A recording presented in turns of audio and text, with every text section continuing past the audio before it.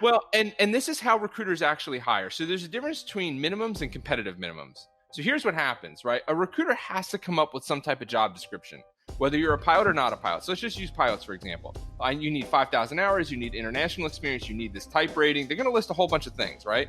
You can literally just go through your resume and check them off. You put them on your resume. Well, guess what? You're going to email in your resume, and let's just say the top thing says 5,000 hours.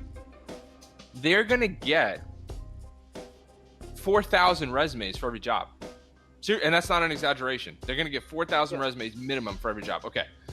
So now the recruiter goes in, and this happens one of two ways. Okay. The recruiter will actually, if you apply online through an application, it goes into a database. It basically works like Microsoft Excel, right?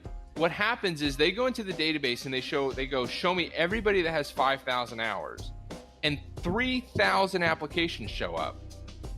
Well, they're not reading through 3,000 applications. So what do? Fine.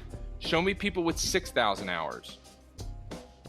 You got 2,500 applications. Not good enough. 7,000, 8,000, 9,000, 10,000. Until you get down to 100 resumes. Okay. So here's the dirty little secret. Those metrics are arbitrary. They are guided by what the database will let them put in there. So if they can go jack the flight time up to 10,000 hours and they still have 3,000 applications, they'll go, okay, good, PhD.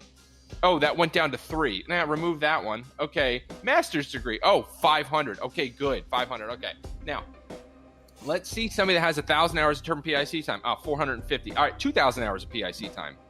They just are arbitrarily making up data points to get that stack lower. Well, guess what? The recruiter knows it's arbitrary. So if you submit a resume in, you're beholden to an arbitrary process. But that's why our clients constantly are networking and they're getting hired without the minimums. Right. And people are going, why did that guy get hired? I have way more X than he does.